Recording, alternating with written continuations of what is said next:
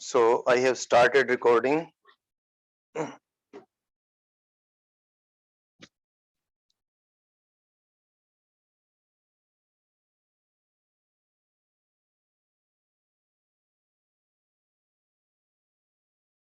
मैंने magnifying power of optical instrument define किया था, and many a times instead of calling it magnifying power we call it as we should call it.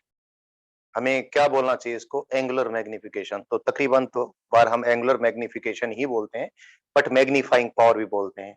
I told you this is angle beta. What is beta? Angle subtended by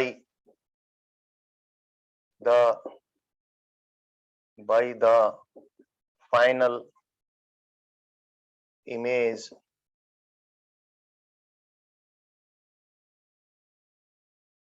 points। कहने इतना कुछ लिखा नहीं करते, आप समझने की बात है। जो भी दो ऑब्जेक्ट पॉइंट लिए हैं उनके इमेज की बात कर रहे हैं। Angle separated by the final image points at human आई। ध्यान रखना, यहां पर सबसे बड़ी चीज सब कुछ आदमी की आंख के लिए है। तो final beta is the angle subtended by the final image at human eye divide by alpha मेन है। Alpha angle subtended by the object points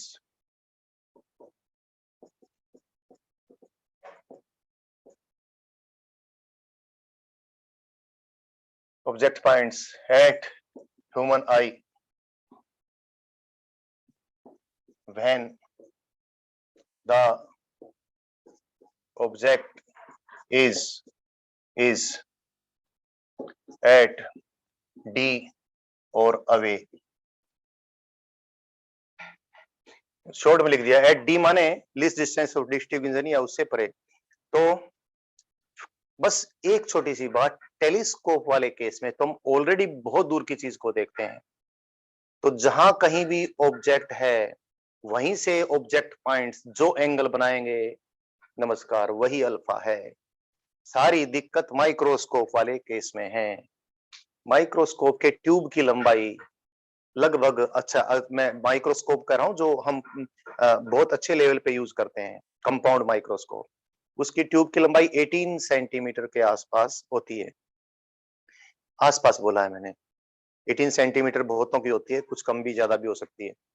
तो हम जो स्लाइड बनाएंगे बैक्टीरिया वगैरह की, माइक्रोस्कोपिक ऑब्जेक्ट की, वो जो माइक्रोस्कोप के बिल्कुल ऑब्जेक्टिव पीस बोलते हैं, जो लेंस ऑब्जेक्ट के सामने होता है, उसके साथ बिल्कुल टच करके उसको रखते हैं, मतलब टच करने के बराबर।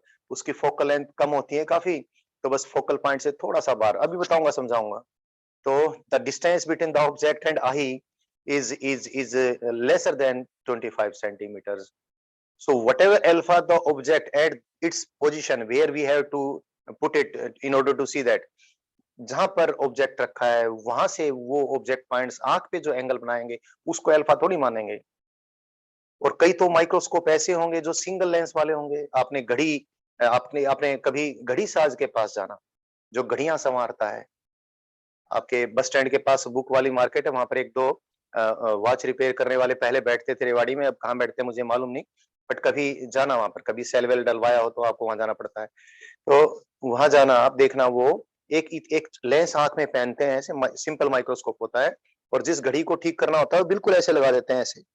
The distance between the object and eye is hardly 5 centimetre और 6 सेंटीमीटर, 5-6 सेंटीमीटर दूर ही ऑब्जेक्ट होता है आंख से। तो वहां से तो यार वो जो अल्फा बनाएगा टोटल ही गलत बात हो जाएगी, वो तो अल्फा बहुत ज्यादा है। तो ऑलरेडी उसको हमने देख लेना चाहिए था, लेकिन वो दिख ही नहीं सकता है, उसका इमेज तो कोई एडजस्टमेंट कोई कर ही नहीं सकती हमारी सिलियरी मसल। लेंस को दबा के उसकी कर्वेचर कम कर ही नहीं सकती, कर्वेचर बढ़ा के, यानी रेडियस ऑफ कर्वेचर कम कर ही नहीं सकती है, फोकल लेंथ कम कर ही नहीं सकती है। तो इसलिए हमने अल्फा निकालने के लिए हमने ऑब्जेक्ट को उस जगह पर लेकर जाना पड़ेगा जहां पर अल्फा की हम मैक्सिमम वैल्यू कंसीडर कर सकते हैं। अक्सर हम डी पर लेकर जाएंगे। अगर ऑलरेडी बाय द वे इस प्रकार की सेटिंग है माइक्रोस्कोप की, ऑलरेडी ऑब्जेक्ट दूर है, तो जहां पर भी है वो वहीं से जो अल्फा है उस अल्फा को हम अल्फा कंसीडर कर लें। So this is about the definition of magnifying power and angular or whatever you call it, angular magnification or magnifying power of optical instrument. But one thing,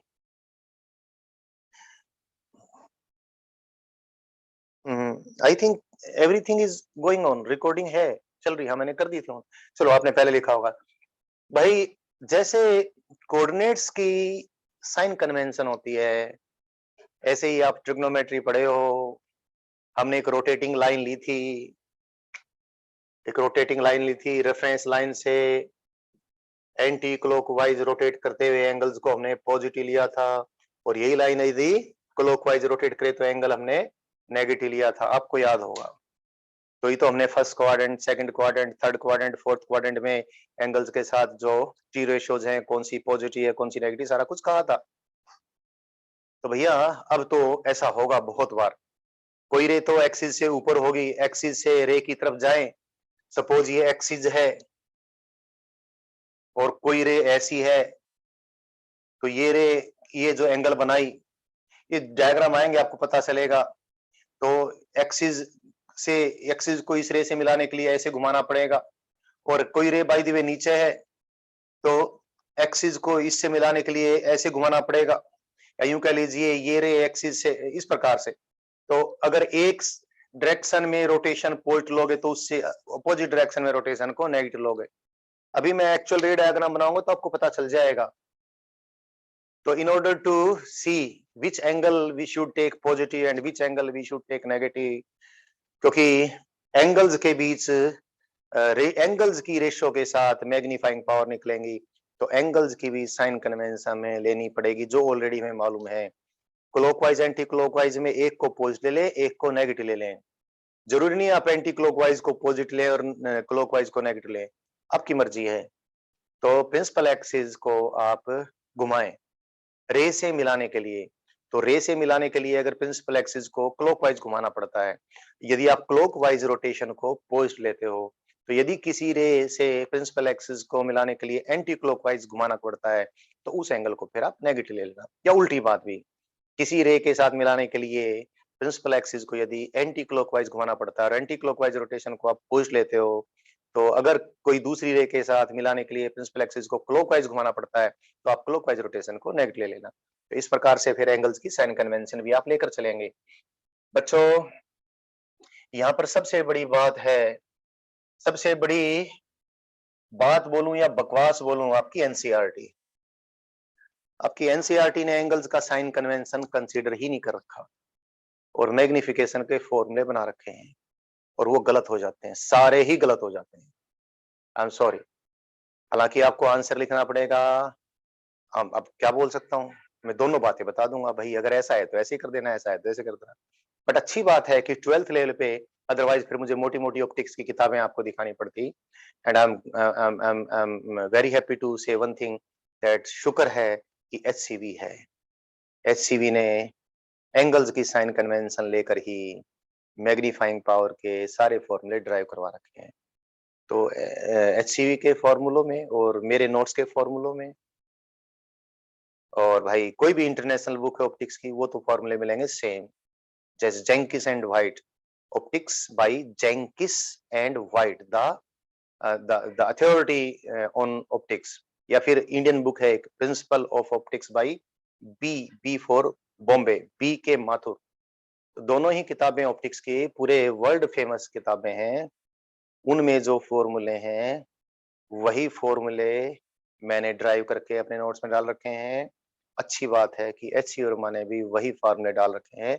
बुरी बात है NCERT में negative sign missing है, तो कोई बात नहीं। अगर आंसर चॉइसेस में नेगेटिव पॉजिटिव साइन के साथ आए, तो फिर जो आंसर चॉइस हम बताएंगे आपने वो डालनी है। अगर पॉजिटिव नेगेटिव साइन हो ही नहीं, तो फिर जो एनसीईआरटी में फॉर्मूला है वही आपने डालना है। आप समझ जाए।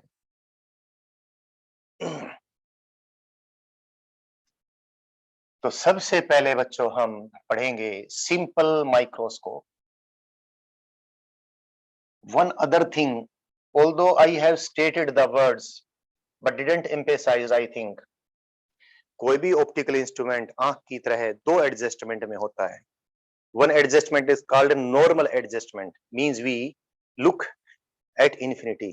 Sorry, नॉर्मल एडजस्टमेंट का मायना ये है कि फाइनल इमेज ऑप्टिकल इंस्ट्रूमेंट ने वैसे बनाया कि जिसको देखने के लिए हमारी आंख को बिल्कुल भी खिंचाव महसूस ना करना पड़े, यानी फाइनल इमेज कहां बने, इन्फिनिटी पे बने।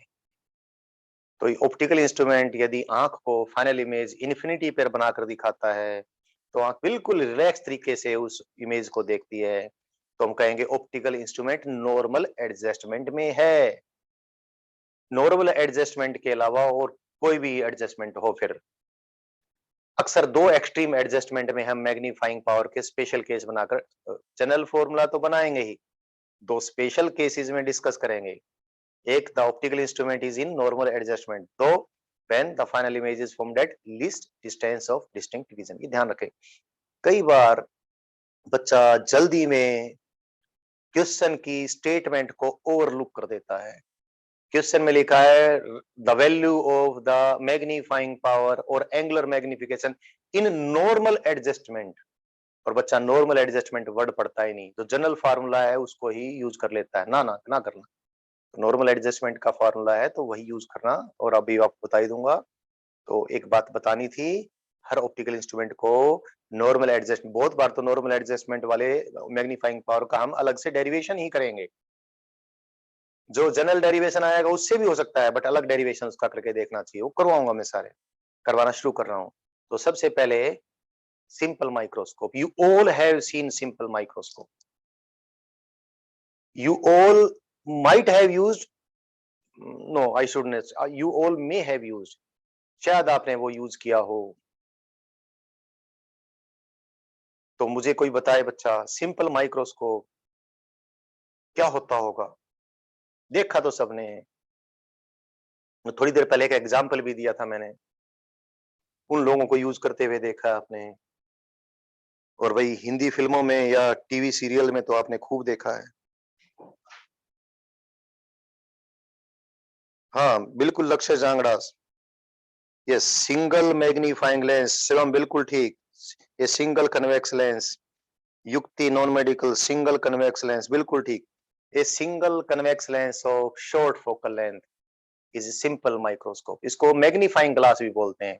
और मैग्नीफाइंग ग्लास तो आपने सबने देखा है, एक क्योंकि हिंदी के जो हिंदी फिल्मों के या सीरियल्स के जो डायरेक्टर्स होते हैं वो साइंस एंड टेक्नोलॉजी के, विज्ञान के तो शायद दुश्मन होते हैं। कुछ चीजें उसको मालूम है, ऐसे कैमरा चलाना, ऐसे ऐसे करना, बाकी ये तो ज्ञान के रूप में तो शायद बहुत सारे सुनने ही होते होंगे। एक सीरियल आता था, उसका नाम था शायद सीआईडी, उसमें इस प्रकार का मुंह करके कोई एसीपी होता था, वो एसीपी प्रद्युम्न कैसे देखता था, ऐसे ऐसे चीजों को देखता, सिंपल माइक्रोस्कोप कैसे यूज करता था, ऐसे। उस ना तो उसने कभी यूज किया उसको, ना सीरियल को डायरेक्ट करने वाले उसके डायरेक्टर को कुछ मालूम है। भैया सिंपल माइक्रोस्कोप यानी मैग्नीफाइंग ग्लास को यूज करता हुआ आपने कोई देखना है तो बाजार में घड़ी ठीक करने वाले, वॉच रिपेयर जो करने वाले लोग बैठे हैं उनको देखना, ऐसे उस लेंस को पहन के आंख में, और इतनी नजदीक उसको ऑब्जेक्ट को रख के फिर वो उसको वर्क करते हैं। खैर, ये जो सारी बात है ये मैंने बतानी है अभी, लेकिन थोड़ी सी पहले चटकारे लेकर इसको बताना था। सिंपल मैग्नीफाइंग ग्लास हो या कंपाउंड माइक्रोस्कोप हो या टेलीस्कोप हो, फाइनल इमेज इन चीजों ने कैसा बनाना है, रियल या virtual? The final image formed by the optical instrument must be real और वर्चुअल। मस्ट बी के साथ बोला है, अब बताओ जरा। Final image formed by optical instrument must be real और वर्चुअल।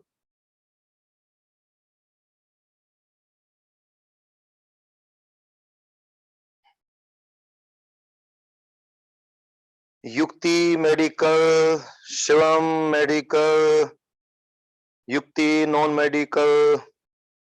अभी लिखते रहो, क्योंकि मैं कुछ बोलूंगा तो फिर सभी को आंसर अपने आप ही मालूम पड़ जाएगा। देखते हैं आप कैसा सोच लेते हो।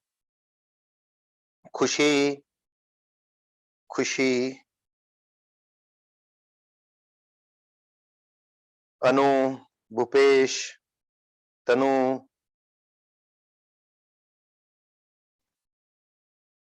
चलो इतने बच्चों ने रिस्पॉन्ड किया है।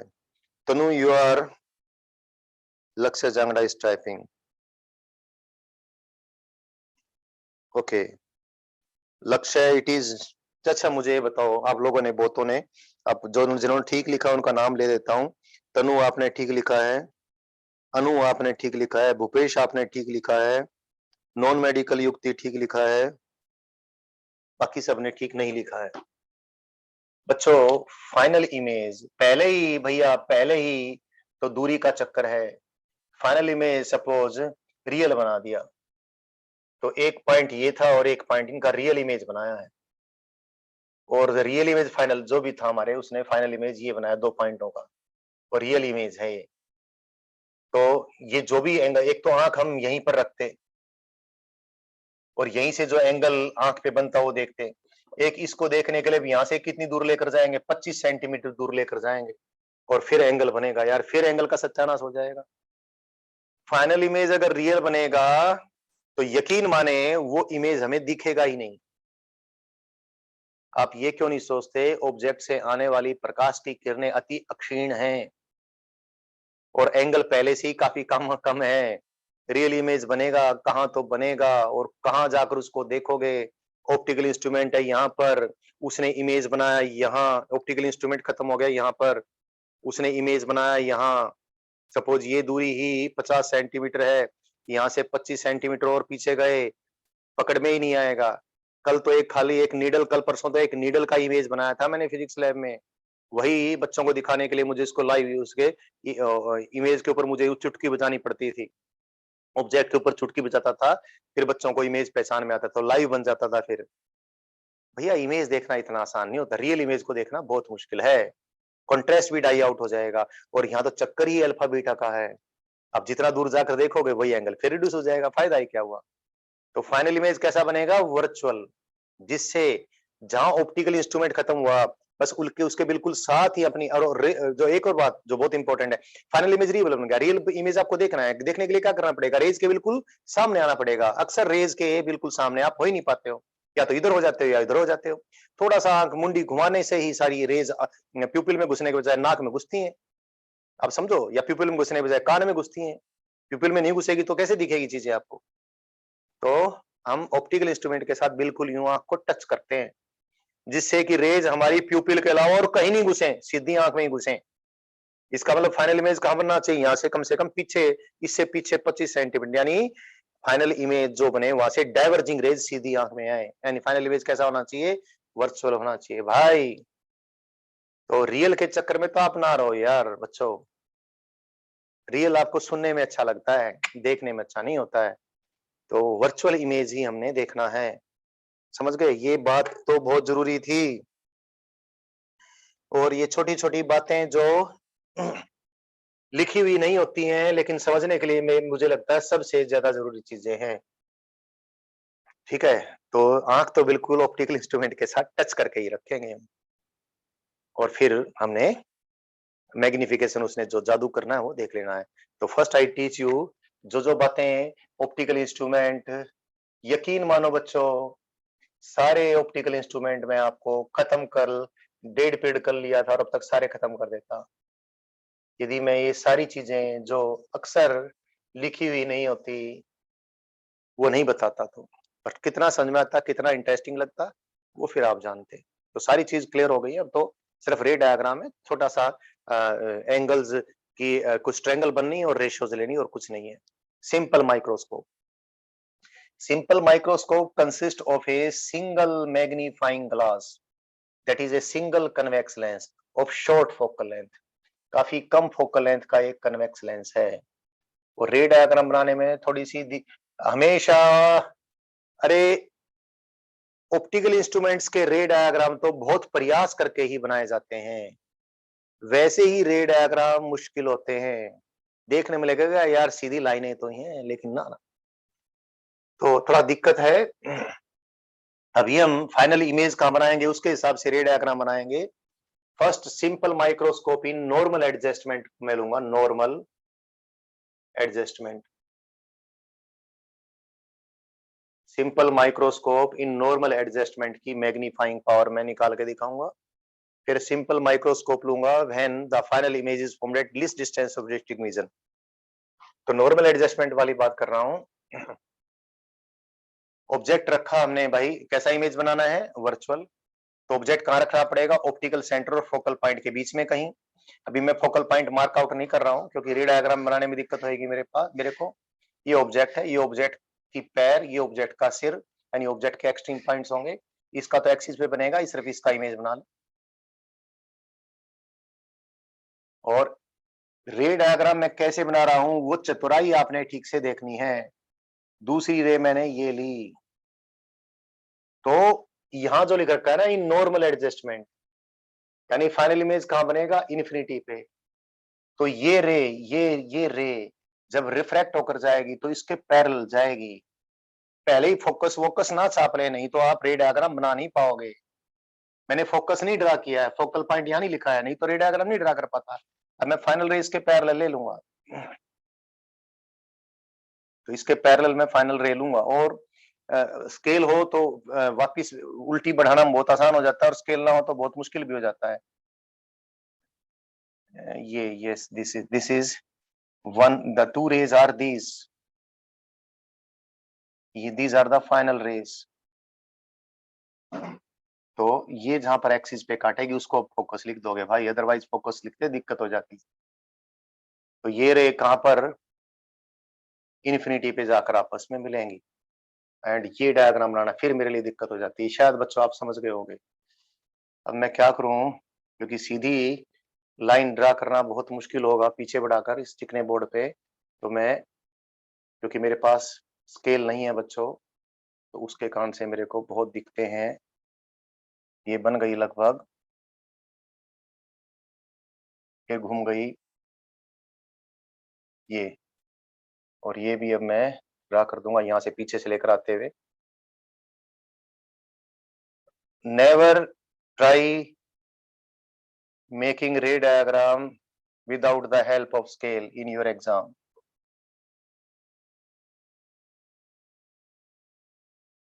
मुझे मालूम है जब हमारे टीचर हमें 11th 12th में पढ़ाते थे तो बड़े बड़े स्केल्स और सेट स्क्वेयर्स वगैरह वो सब ज्योमेट्री का सामान लेकर आते थे, और शायद उनकी ड्राइंग मेरी जितनी अच्छी नहीं होती होगी तो उनको इस प्रकार की जरूरत पड़ती थी।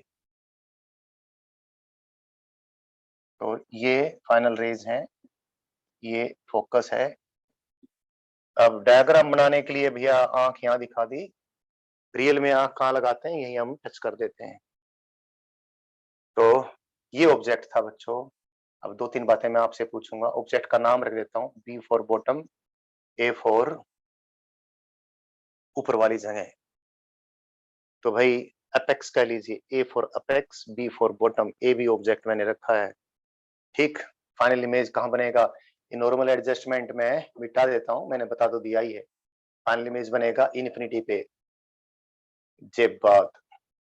तो इमेज के पैर से चलने वाली रेज ये, इमेज के सिर से चलने वाली रेज ये। आप खुद ही सोच के बताओ, ये एंगल है, ये एंगल, इस एंगल को सपोज मैं थीटा लिख देता हूं। तो दो एंगल्स की हमने चर्चा करनी है, अल्फा एंड बीटा। तो मुझे बताएं थीटा कौन सा एंगल है, बीटा या अल्फा। अल्फा माने एंगल सबटेंडेड एट ह्यूमन आई वगैरह वगैरह जो बात बोली थी, एट वगैरह, वो तो angle subtended by the object points, और beta angle subtended by the image points. तो बताओ जिस एंगल को मैंने यहाँ पर थीटा लिखा है बच्चों, उस एंगल को मैं क्या ट्रीट करूं, अल्फा या बीटा।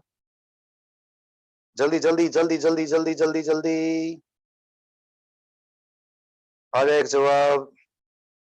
युक्ति नॉन मेडिकल का जवाब आया है, ठीक है या गलत है भाई, नहीं बोलूंगा, बोल भी सकता हूं बट नहीं बोलूंगा, थोड़ी देर में बोलूंगा। कनिष्का, कनिष्का भाई, इस लड़की के पीछे मैंने डबल ए लगा रखा है, शायद ये लड़की ही होगी। कनिष्का और कनिष्का में उल्टा सीधा कर देता था। कनिष्का आपका ठीक है, आयुष्वन आपका ठीक है, युक्ति आपका गलत है, युक्ति नॉन मेडिकल।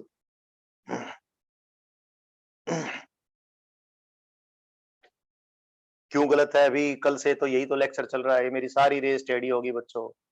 यहाँ बैठ के देख रहा हूँ तो पता चल रहा है, सामने से तो पता भी नहीं चला था मुझे, बट आप शायद समझ जाओगे बच्चों। मेरी तकलीफ इस चिकने बोर्ड पे रेस ड्रा करने की। लक्ष्य बिल्कुल गलत है, आयुष बिल्कुल ठीक है, कनिष्का बिल्कुल ठीक है। अरे ये तो दूरी, ये दूरी।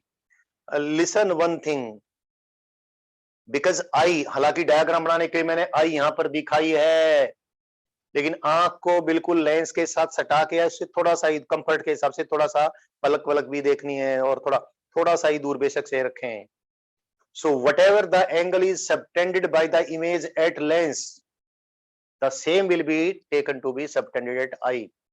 जो भी एंगल इमेज ने लेंस के ऊपर बनाया है या ऑब्जेक्ट ने भी लेंस के ऊपर बनाया है, उसी एंगल को हम आंख के ऊपर बना हुआ मानेंगे, क्योंकि आंख बिल्कुल, जो भी लेंस है जो आंख के बिल्कुल पड़ोस में रखा है, जिसको आई पीस कहेंगे हम आगे, तो आई पीस पे जो एंगल इमेज या ऑब्जेक्ट बनाएंगे वही हम आंख के ऊपर बना मानेंगे, क्योंकि आंख बिल्कुल उसके टच करके हमने रखी हुई है। तो बेटा ये दूरी तो हो सकता है 6 सेंटीमीटर ही हो। तो ये अल्फा कैसे हो जाएगा बालकों? ये तो फाइनल इमेज कहां बनेगी? इन्फिनिटी। ए का इमेज बनेगा इन्फिनिटी पे, तो ए से आने वाली रेज, और बी का इमेज भी इन्फिनिटी बनेगा, बी से आने वाली रेज आंख पे जो एंगल बनाएंगे, ये बीटा है, बीटा। अरे अल्फा लेने के लिए तो इसको क्या करना पड़ेगा बताओ जरा, बताओ बताओ, अल्फा लेने के लिए इस ऑब्जेक्ट को क्या करना पड़ेगा? कल से यही तो पढ़ाने की कोशिश कर रहा हूं आपको, यही तो मुख्य बात है ऑप्टिकल इंस्ट्रूमेंट में जो समझ में नहीं आती है, और जो आपकी जो किताबें, आपके पास जो बुक्स हैं उसमें नहीं लिख रखी है बात। शायद एनसीईआरटी में भी अल्फा का जिक्र नहीं कर रखा है, वैसे ही कर रखा है बस। क्यों? क्यों के साथ कुछ नहीं कर रखा है। अल्फा लेने के लिए क्या करना पड़ेगा? कल इतना तो जिक्र हुआ था, बोलो ना यार बच्चों, मुझे लगा नहीं तो अब सेंटो क्लास में। हाँ हाँ युक्ति, हाँ अनु, हाँ शिवम बिल्कुल, नॉन मेडिकल भी युक्ति और मेडिकल वाली युक्ति भी। अनु बिल्कुल ठीक, भूपेश बिल्कुल ठीक, शाबाश। Bhupesh, Shivam, Ayush one, Anu, Yukti, non medical, all have written correctly. Alpha लेने के लिए इस ऑब्जेक्ट को कहां उठाकर लेकर जाएंगे भाई? जहां पर इसके द्वारा सबटेंडेड एंगल को हम मैक्सिमम एंगल कंसीडर करेंगे, इसको ले जाएंगे हम डी पर उठाकर, least distance of distinct vision पर उठाकर यहां ले जाएंगे।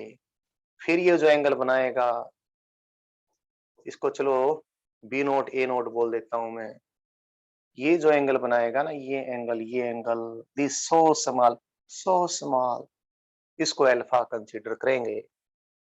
अब आप देखो अल्फा और बीटा दोनों एंगल, अब मैग्नीफाइंग पावर तो बहुत आसानी से आ जाएगी। मैग्नीफाइंग पावर की पहले तो लिख दी मैंने definition, beta and alpha with their sign conventions, इसके अंदर ही है डेफिनेशन में। तो मुझे बताओ क्या दोनों एंगल पॉजिटिव हैं या दोनों एंगल नेगेटिव हैं, या एक पॉजिटिव है एक नेगेटिव है? शाबाश। दोनों के साइंस अपोजिट है या सेम है? यस, शाबाश आयुष, बिल्कुल आयुष वन, दोनों सेम साइन के हैं। इस लाइन से टच करने के लिए भी प्रिंसिपल एक्सिस को इधर घुमाना पड़ेगा और इससे टच करने के लिए भी इधर घुमाना पड़ेगा। So both are same. So दोनों की एब्सोल्यूट वैल्यू लेकर उसके साथ हम साइन लगाऊं तो ये आ गया भाई, because angles are very small, so this is as good as tangent of beta modulus divided by tangent of alpha modulus. Go with the method I teach you. So m की value हम निकाल दें बच्चों। अब beta tangent beta और tangent alpha निकालना तो कोई खास बात है ही नहीं, यहां से तो आ जाएगा टेंजेंट बीटा। तो टेंजेंट बीटा क्या आ गया भैया? ये आ गया बी ए या A B A divided by O B and tangent alpha क्या आ गया?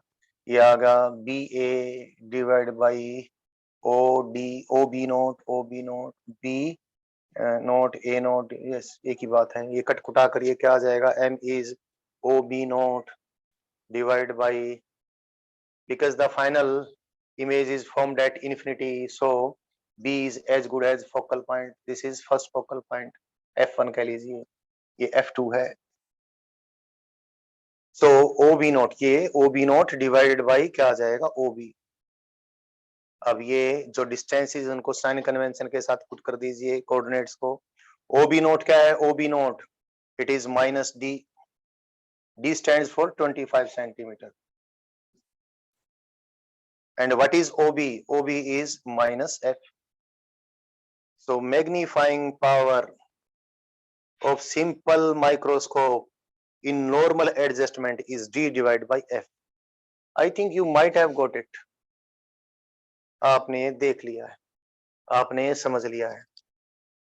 अक्सर F की वैल्यू 5 सेंटीमीटर के आसपास, 5 सेंटीमीटर के आसपास बोला हूं, कभी रट लो 5 सेंटीमीटर बोला था हमारे टीचर ने, ना ना इसके आसपास.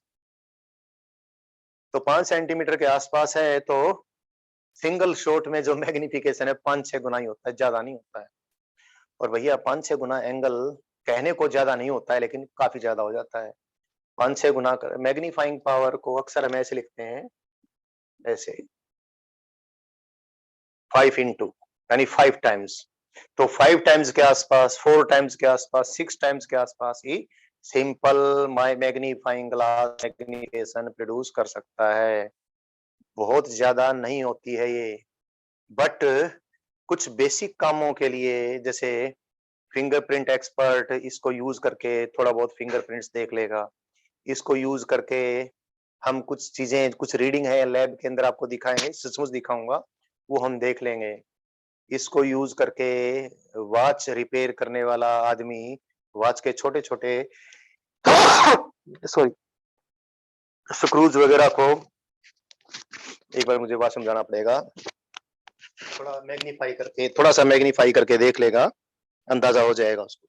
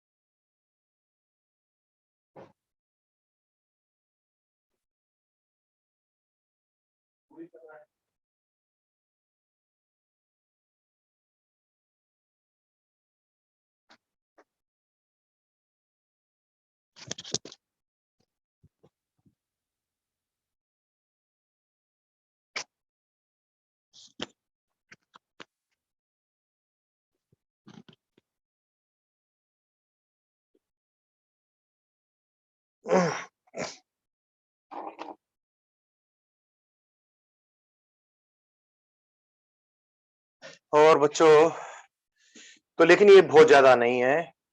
इसको यूज करके हम कोई बैक्टीरिया वगैरह नहीं देख पाएंगे, प्रोटोजोआ नहीं देख पाएंगे. तो इसके लिए हमने क्या करना पड़ेगा, 2 बार मैग्नीफाई करना पड़ेगा, बताऊंगा उसको. यानी मैग्निफिकेशन, एक बार मैग्निफिकेशन की कंपाउंडिंग करनी पड़ेगी, फिर 2 बार. तो माइक्रोस्कोप जो बनेगा उसको कंपाउंड माइक्रोस्कोप बोलेंगे, वो भी करवाऊंगा. बट इससे पहले इस सिंपल माइक्रोस्कोप को हम नॉर्मल एडजस्टमेंट के बजाय किस में स्टडी कर लें, when the final image is formed at least distance of distinct vision. तो इस रे डायग्राम में मैंने बस थोड़ा सा परिवर्तन करना है बच्चों. फाइनल इमेज कहां बनाऊंगा, अब least distance of distinct vision पर बनाऊंगा. ये तो आपको याद हो गई है नॉर्मल एडजस्टमेंट में.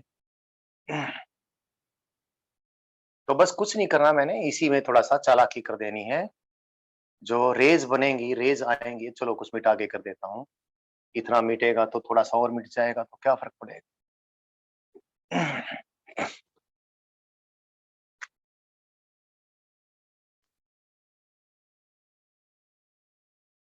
भाई ये list distance of distinct vision है. फाइनल इमेज यहां बनना है, यहां बनना है भाई. तो पहले ही फाइनल इमेज में यहां बना लेता हूं, ये बहुत बड़ी बात रहेगी क्योंकि ये बहुत मुश्किल हो जाता है। रेज जहां इमेज बनाना है उसके हिसाब से रेज को आप उल्टा चलाएं तो ठीक रहेगा। तो भाई ऐसे ही मैं डायरेक्ट ही, क्योंकि रे बाद में खींचनी तो मुश्किल ही होती है। लेंस को दोबारा बना लें वो अच्छा है, बल्कि रे को तो चलने ही दें। अब मैंने बीच में रोक दिया ना, उसी में लाइन टेढ़ी हो जाएगी। लेंस को भी ना बनाएं पहले, अप्रोक्सीमेट सा अंदाजा लेंस के बारे में, और बल्कि मैं ऐसे ही सीधे खींच देता हूं तो रे के मुड़ने की संभावना कम रहेगी। बहुत दिक्कत है यार मेरे पास यहाँ चिकने बोर्ड पे, फिर भी टेढ़ी हो गई, क्या कहूं।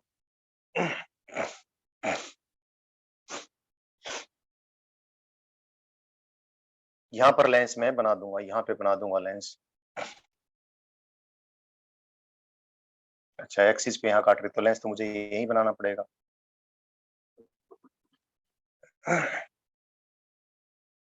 चलो कुछ दिक्कतें हो जाएंगी, देखी जाएगी। रे टेढ़ी तो जाएगी बच्चों, थोड़ी चली जाएगी भाई, कई चीजें हैं।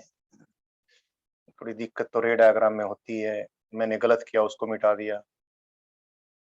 ऑब्जेक्ट एक बार बना लेता हूं और फिर चेंज करना पड़ेगा। इस जगह पे मैं लेंस बनाऊंगा। ये मैंने ऑब्जेक्ट बनाया, इस ऑब्जेक्ट से चलने वाली एक रे यहां से, और ये फिर मैं ऐसे अब कर देता हूं। मुख्य किरण को बाद में दिखा दूंगा। एक रे गई ये,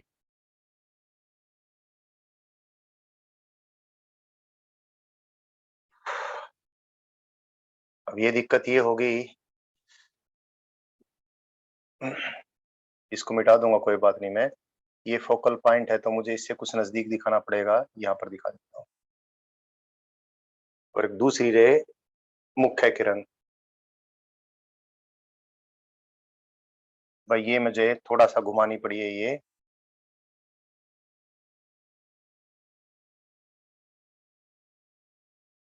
थोड़ा सा मुझे घुमानी पड़ गई। अभी ये सारी बात क्या है अभी आपको समझ में आ जाएगी, क्योंकि मुझे फाइनल इमेज कहाँ बनाना है, list distance of distinct division पे, और एक रे मुझे मुख्य किरण यानी ऑप्टिकल सेंटर से गुजरती हुई दिखानी है, और एक मुझे फोकल पॉइंट से भी गुजरती हुई दिखानी है। तो और दूसरा वो रेज इस प्रकार डाइवर्ज हो कि list distance of distinct vision पे मिले, वो भी मैंने दिखाना है। और क्योंकि फाइनल इमेज वर्चुअल है बच्चों, इसलिए ये ऑब्जेक्ट कहाँ होना चाहिए, फोकल लेंथ और ऑप्टिकल सेंटर के बीच में ही कहीं होना चाहिए। तो ये सारे एडजस्टमेंट करने हैं, और यकीन माने ये एडजस्टमेंट आसान नहीं होते हैं। इसकी आपको प्रैक्टिस पहले ही ऑप्टिकल इंस्ट्रूमेंट की थोड़ी रे डायग्राम की करनी पड़ेगी, तो करके ही आप एग्जाम में जाएंगे, नहीं तो दिक्कत आपकी हो जाएगी। अब तो ये हो ही गया है बच्चों, कोई दिक्कत है ही नहीं। मेन बात थी वो मैंने, और आपके सामने ये सारी दिक्कतों का सामना करते हुए मैंने बनाया, तो आपको पता चल गया होगा इसमें क्या क्या दिक्कत आती है। अब बच्चों फिर वही बात है, ये है ए और ये है बी, इसको बोल दूं, इस पॉइंट को मैं ए डैश, इसको बोल दूं बी डैश। तो मुझे ये बताएं ये जो एंगल है ये अल्फा है या बीटा है।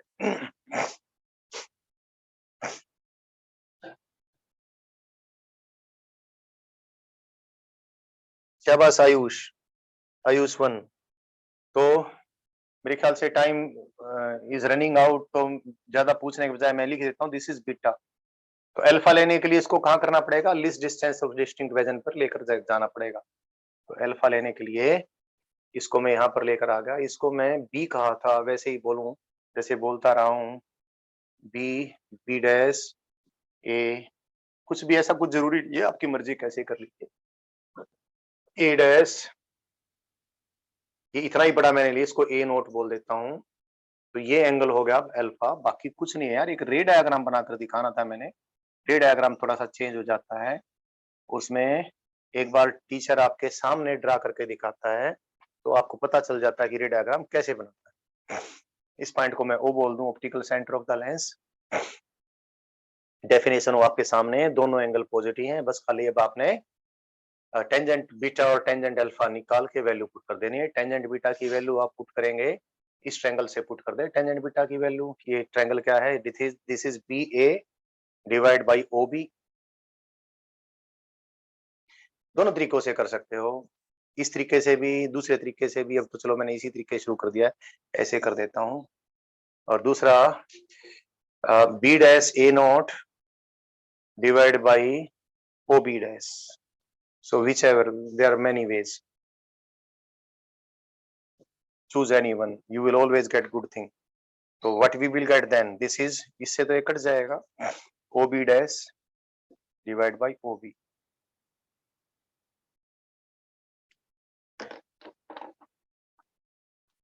And what is OB dash? OB dash तो V minus minus V, V. मैं डिस्टेंस इसको कोऑर्डिनेट से रिप्लेस कर दूं। और what is OB? It is minus U. तो it is V by U.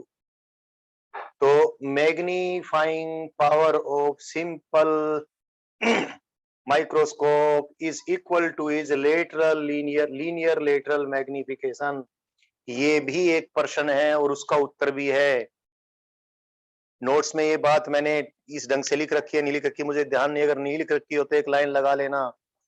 क्या सिंपल माइक्रोस्कोप की magnifying power is equal to its linear lateral magnification. ये आ गई है बात। क्योंकि FK4 में मुझे फार्मूला बनाना है, तो FK4 में एक बार फार्मूला बना देता हूं। आपको मालूम है 1/f is 1/v minus 1/u।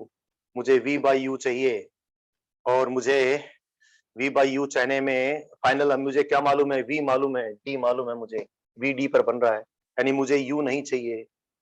u नहीं चाहिए तो भैया u को मैं हटाऊंगा। u को हटाने के लिए मैं दोनों साइडों को v से मल्टीप्लाई कर दूं, v से मल्टीप्लाई कर दूं, v से मल्टीप्लाई कर दूं, और देखो u हट गया है। कैसे? मुझे चाहिए v बाई u। तो v बाई u देखो कितना आ गया, v बाई u, इसको इधर ले गए, इसको इधर ले, तो 1 minus v by f। So the magnifying power of simple microscope when final image is not formed at infinity। ये फार्मूला तब भी ठीक है जब final image least distance of distinct vision के बजाय कहीं और बना हो, लेकिन least distance of distinct vision से कुछ परे ही बना हो। तो ये हो गया है 1 माइनस v बाई f, ये आ गया। और फिर इसका क्या जो केस हम कंसीडर कर रहे हैं, when v is equal to minus 25 centimetre, तो m is equal to what? m 1 plus d by f। It is this. Normal adjustment में कितनी थी? d by f। और least distance of distinct division पे image बनाया है तो d by f में सिर्फ एक और जोड़ दें। तो सिंपल माइक्रोस्कोप की मैग्नीफाइंग पावर मैंने आपको कैलकुलेट करके बता दी है। इस छोटे से डिस्कशन में या इससे पहले बहुत सारी बातें थी जो बतानी बहुत जरूरी थी, क्योंकि वही इस टॉपिक को इंटरेस्टिंग भी बनाती हैं, और वही इस टॉपिक के प्रति हमारी समझ को भी आगे लेकर जाती हैं। तो आई थिंक ये ऑप्टिकल इंस्ट्रूमेंट्स की पूरी समझ तैयार हो गई है। यकीन मानो बच्चों, अब आप नोट्स पढ़ के भी सारे ऑप्टिकल इंस्ट्रूमेंट पढ़ सकते हो। मेन बात ये थी। तो बच्चों आज तो ये क्लास मुझे अभी खत्म करनी पड़ेगी क्योंकि टाइम हो गया है। आज कल हम रात 12 साढ़े 12 बजे तक बच्चों के साथ थे। काफी बच्चों से नहीं मिल पाए थे, काफी बच्चों से मिलना है। तो मैं, धिंगड़ा सर, आपके बायोलॉजी के सर, नितिन सर शायद आ जाएं, नहीं तो जुनैद सर और SP सर तो होंगे। हम सब लोग बच्चों के घर जाएंगे, मिलेंगे। तो इसलिए मैं शाम को क्लास नहीं ले पाऊंगा, बस इतनी ही क्लास मैं ले सकता था, आज मैंने ले ली है। Bye bye, have a nice day. And Shivam host जी क्लास को ऑफ कर दीजिए बेटा।